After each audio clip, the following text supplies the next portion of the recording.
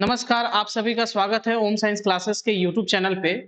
मेरा नाम है ओम और हम लोग एक क्लास लेकर चल रहे थे जिसमें हम लोग क्वेश्चंस बैंक को कवर कर रहे थे और पिछले वीडियो में हम लोग जिस तरीके से कवर किए थे क्वेश्चंस, आई थिंक हमारा क्वेश्चंस हो चुका था 14 क्वेश्चन हो चुका था और आज हम लोग आगे कवर करेंगे 15 से। क्वेश्चन नंबर 15 जो है वो आपका गॉसियस सरफेस पे मतलब गॉसियन थ्योरम पे आधारित है और वो गॉसियस थ्योरम के एप्लीकेशन पे बेस्ड है। क्वेश्चन है कि a thin straight infinitely long conducting wire with charge density lambda, जिसका चार्ज डेंसिटी लेमडा है।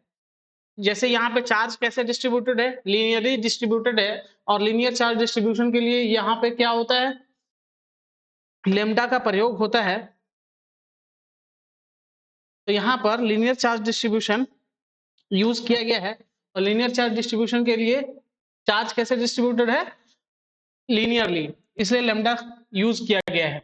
Enclose by a cylinder surface of radius, जिसका रेडियस कितना है, आर रेडियस है and length L with its axis conducting coinciding with the length of wire, और ये coincide कर रहा है पूरे लेंथ ऑफ वायर पे ये सिलेंडर।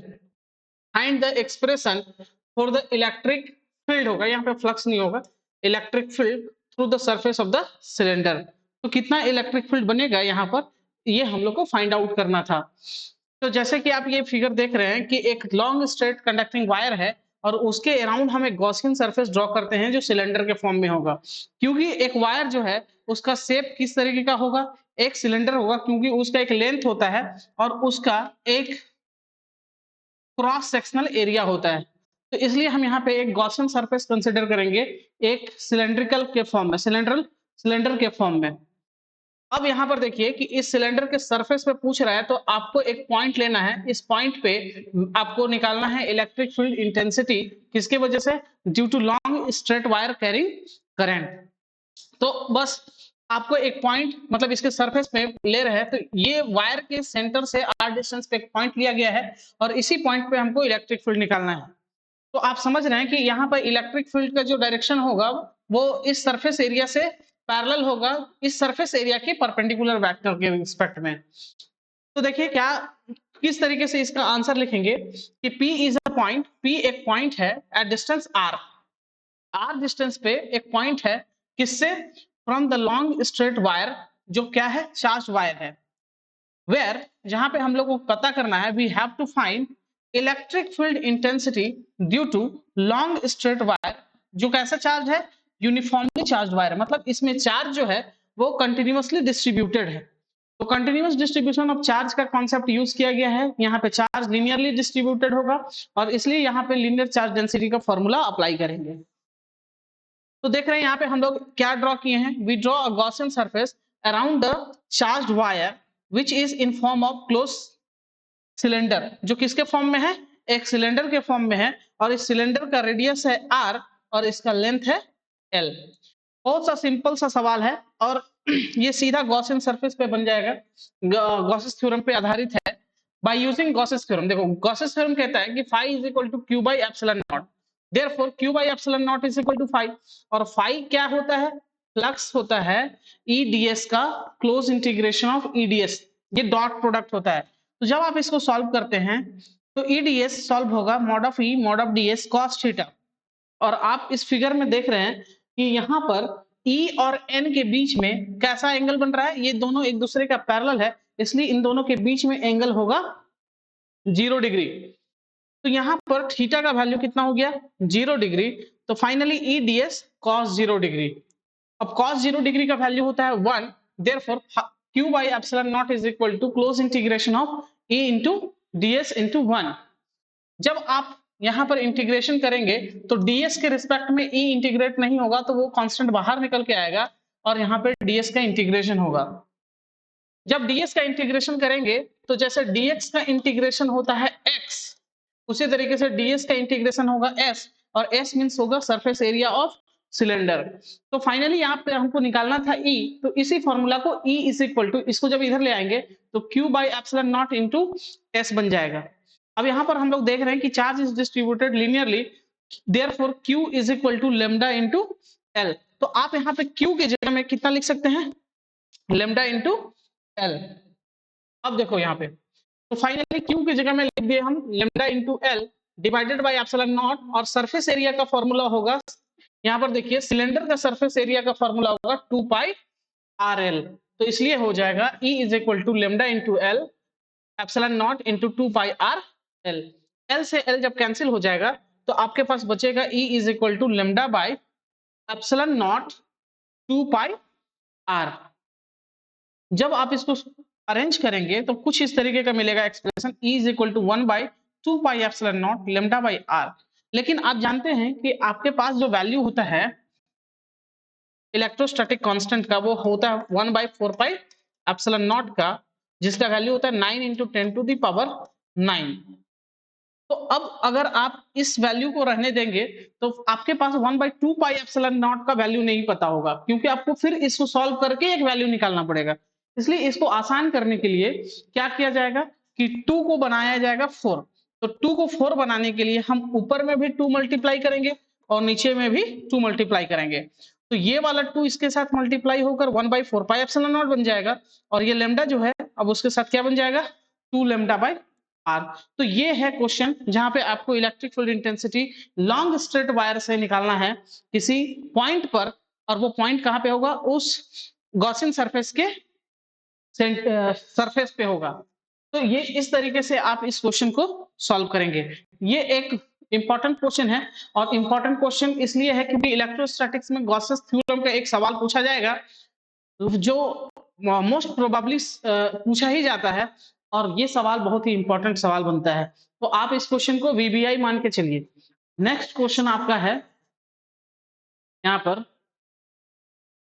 देखिए यहाँ पर एक क्वेश्चन में दिया हुआ है given a uniform electric field.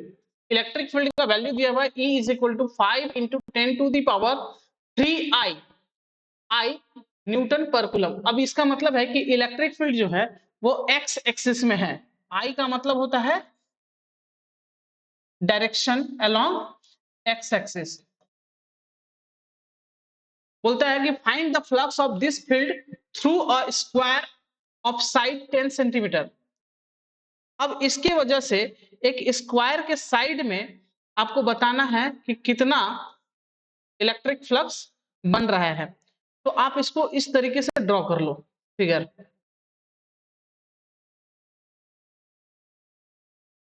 एक स्क्वायर ड्रॉ करो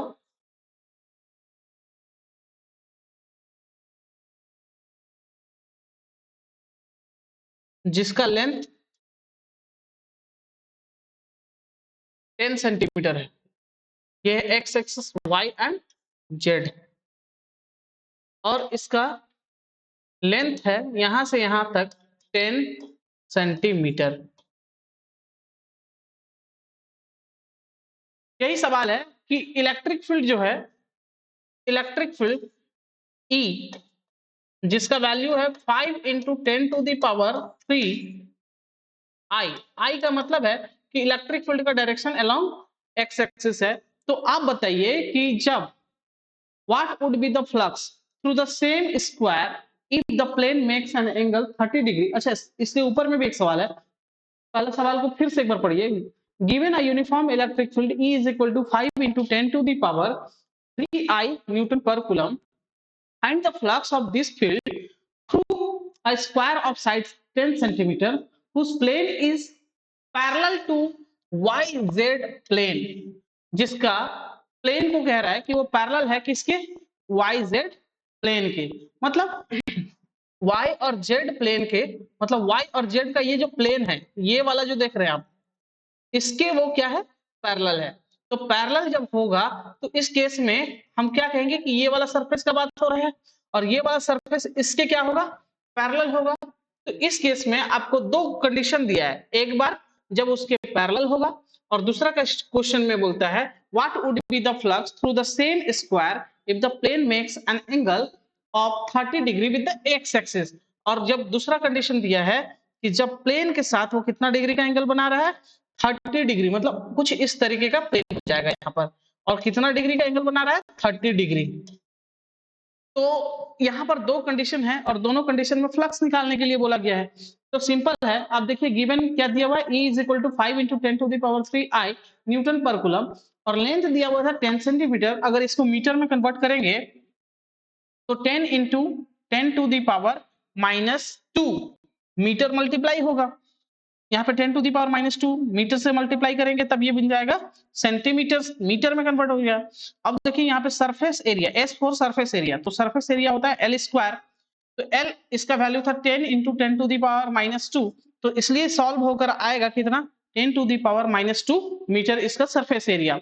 अब देखिए question number 1, when plane is parallel to the YZ plane, मतलब जो प्लेन में फ्लक्स निकालने के लिए बोला गया है वो प्लेन YZ प्लेन के पैरेलल है। तो जब कभी भी कोई प्लेन के पैरेलल होगा तो वहां पर थीटा का वैल्यू, एंगल का वैल्यू हो जाएगा 0 डिग्री। और हम लोग जानते हैं phi is equal to EDS cos theta, then phi is equal to EDS cos का वैल्यू 0 डिग्री होगा क्योंकि यहाँ पर थीटा का वैल्यू कितना है 0 डिग्री।